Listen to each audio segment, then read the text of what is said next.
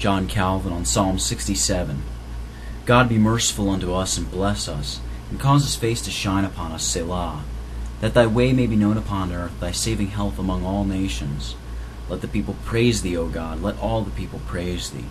O let the nations be glad and sing for joy, for thou shalt judge the people righteously, and govern the nations upon earth, Selah. Let the people praise thee, O God, let all the people praise thee. Then shall the earth yield her increase, and God, even our own God, shall bless us. God shall bless us, and all the ends of the earth shall fear him. May God be gracious to us and bless us. The psalmist begins by praying for the divine blessing, particularly upon the Jews. Speaking, as the psalmist does, of those who belong to the church of God, and not of those who are without, it is noticeable that yet he traces all the blessings they receive to God's free favor. And from this we may learn that so long as we are here, we owe our happiness, our success, and prosperity entirely to the same cause. This being the case, how shall any think to anticipate his goodness by merits of their own? May the peoples praise you, O God. Having spoken of all nations participating in the saving knowledge of God, the psalmist next tells us that they would proclaim his goodness and exhorts them to the exercise of gratitude.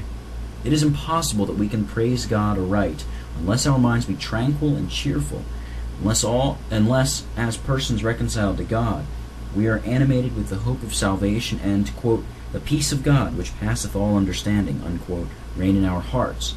Philippians 4, verse 7. The cause assigned for joy plainly in itself points to the event of the calling of the Gentiles. The reference is not to that government of God which is general in its nature, but to that special and spiritual jurisdiction which he exercises over the church, in which he cannot properly be said to govern any, but such as he has gathered under his sway by the doctrine of his law. Then the land will yield its harvest. Mention having been made of the principal act of the divine favor, notice is next taken of the temporal blessings which he confers upon his children, that they may have everything necessary to complete their happiness. And here it is to be remembered that every benefit which God bestowed upon his ancient people was, as it were, a light held out before the eyes of the world to attract the attention of the nations to him. From this the psalmist argues that should God liberally supply the wants of his people, the consequence would be to increase the fear of his name, since all ends of the earth would, by what they saw of his fatherly regard to his own, submit themselves with greater cheerfulness to his government.